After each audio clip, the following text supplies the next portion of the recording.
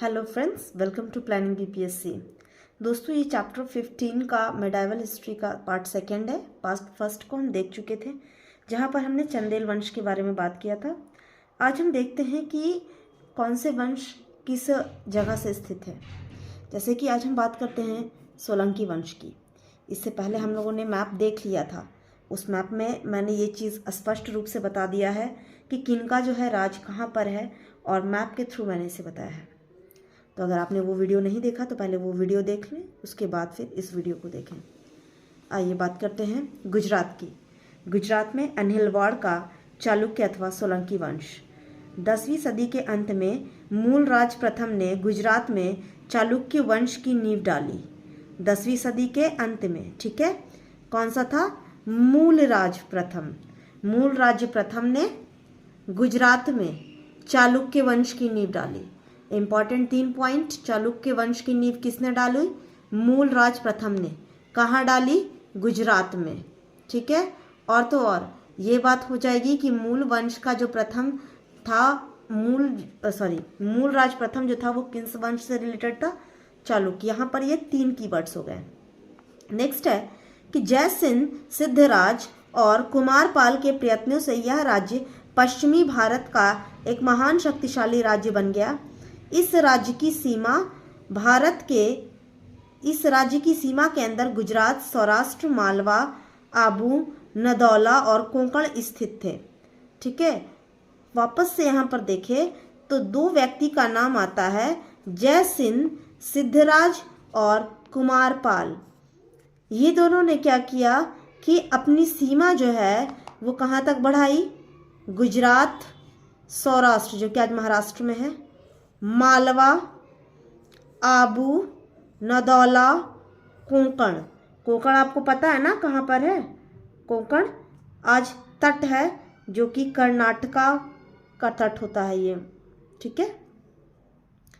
Next आते हैं कि भीम प्रथम इस वंश का सर्वाधिक शक्तिशाली शासक था। भीम प्रथम सर्वाधिक शक्तिशाली शासक। इसके शासनकाल में गुजरात पर महमूद गजनबी का आक्रमण हुआ, ठीक है। भीम प्रथम सर्वाधिक शक्तिशाली शासक था और महमूद गजनबी के आक्रमण हुआ था इसी के टाइम पर। 1187 ईस्वी में कुतुबुद्दीन ऐबक ने गुजरात पर आक्रमण करके अनिलवाड़ पर अधिकार कर लिया, ठीक है। 1187 ईस्वी में कुतुबुद्दीन ऐबक ने गुजरात पर आक्रमण करके अनिलवाड़ पर अधिकार कर लिया। परांतक प्रथम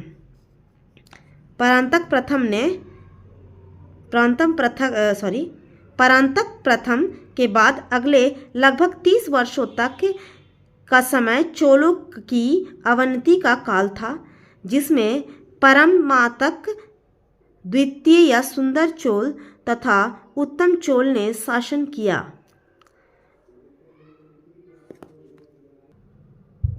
आइए तो इसे फिर से समझने की कोशिश करते हैं। कीवर्ड से याद रखेंगे। गुजरात का चालुक्य, ठीक है, सोलंकी वंश है, ठीक। चलिए, मूलराज प्रथम हो गया यहाँ पर, ठीक है। शासक कौन कौन से हो गए? यहाँ पे कौन कौन से नाम आ रहे हैं पहले वो देखना है हमें। मूलराज प्रथम हो गया, इसने क्या किया? चालुक्य वंश की नींव डाली। चलिए नेक्स्ट आ जाइए, जयसिंह सिंधराज और कुमारपाल। इसने क्या किया? सीमा का विस्तार किया। कौन कौन सा एरिया? गुजरात, सौराष्ट्र, मालवा, आबू, नदौल और कोंकण, ठीक है। इन्होंने यहाँ तक अपनी सीमा बढ़ा ली। नेक्स्ट है भीम प्रथम कौन था? सर्वाधिक शक्तिशाली था। और इसी के काल में क्या हुआ था? इसके शासन काल में गुजरात पर आक्रमण हुआ था, जो कि महमूद गजनबी ने किया था। चलिए आगे आते हैं। 1187 में क्या हुआ था? कुतुबुद्दीन ऐबक ने गुजरात पर आक्रमण किया था और अनिलवाड़ पर अधिकार कर लिया था, ठीक है। नेक्स्ट आते हैं परांतक प्रथम जो थे, इसके बाद क्या हुआ? लगभग 30 वर्षों तक चोलों की अवनति का काल रहा, मतलब चोल यहाँ पर लगातार रहे, जिसमें परांतक द्वितीय या सुंदर चोल और उत्तम चोल ने शासन किया, ठीक। यहाँ तक क्लियर हो गया ये चीज। अब हम आगे आते हैं कल्याणी के चालुक्य के पास। कल्याणी के चालुक्य वंश की स्वतंत्रता का जन्मदाता तलप्पा द्वितीय था। ठीक है, यहाँ पर ध्यान दीजिए, कल्याणी के चालुक्य, ठीक है ना, यहाँ पर कौन था, कल्याणी के चालुक्य की स्वतंत्रता का जन्मदाता तैलप था। तैलप को और भी किसी नाम से जाना जाता था, तलप्पा द्वितीय। सोमेश्वर प्रथम 1043 ईस्वी में शासक बना। उसने अपनी राजधानी मान्यखेत से कल्याणी में स्थानांतरित कर ली। ठीक है ना, मान्यखेत से कल्याणी में स्थानांतरित कर ली। सोमेश्वर प्रथम कोप्पम तथा कुंडल संगमम के युद्ध में चोलों से बुरी तरह पराजित हुआ। चोलों से निरंतर पराजय के कारण उसे तुंगभद्रा नदी में डूबकर आत्महत्या करना पड़ा। अरे रे रे, देखिए जरा यहाँ, सोमेश्वर प्रथम कोप्पम और कुंडल संगम के युद्ध में, यहाँ पर ये बहुत अच्छा नाम दे रखा है, कोप्पम और कुंडल संगम के युद्ध में चोलों से बुरी तरह पराजित हुआ और चोलों से लगातार हारने की वजह से तुंगभद्रा नदी में डूबकर आत्महत्या कर लिया। तो आपसे ये पूछा जा सकता है कि किस वंश का जो राजा था उसने आत्महत्या कर ली, वो भी तुंगभद्रा नदी में जान दे दी अपनी। ठीक है, तो ये कौन से वंश के थे, कल्याणी वंश के थे, कल्याणी के चालुक्य वंश के थे सोमेश्वर प्रथम। सोमेश्वर प्रथम के बाद उसका पुत्र सोमेश्वर द्वितीय तथा इसके बाद विक्रमादित्य षष्ठ राज सिंहासन पर बैठा। विक्रमादित्य षष्ठ की राज्यसभा में विक्रमांत देव चरित्र के रचयिता विल्हन तथा मिताक्षरा के लेखक विज्ञानेश्वर निवास करते थे। विल्हन उनके राजकवि थे। विक्रमादित्य षष्ठ की मृत्यु के पश्चात चालुक्य वंश की अवनति प्रारंभ हो गई। इस वंश का अंतिम शासक तैल तृतीय का पुत्र सोमेश्वर चतुर्थ था। ठीक, अब आइए वापस से इसको फिर से पढ़ते हैं, जिससे क्या होगा कि आप चीज़ों को क्लियर कर पाएंगे और वापस से रिवाइज होकर याद भी हो जाएगा। चलिए यहाँ देखते हैं कि ये बताइए कि कल्याणी के जो चालुक्य थे उनके संस्थापक कौन थे, जन्मदाता तैलप। तैलप को और किस नाम से जाना जाता था, तैल के नाम से जाना जाता था।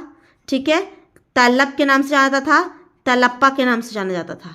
ठीक है ना, आइए सोमेश्वर प्रथम ने क्या किया, अपनी राजधानी जो है मान्यखेत से कल्याणी में स्थानांतरित कर ली। अच्छा, ये बताइए कि ऐसा कब हुआ, तो 1043 ईस्वी में।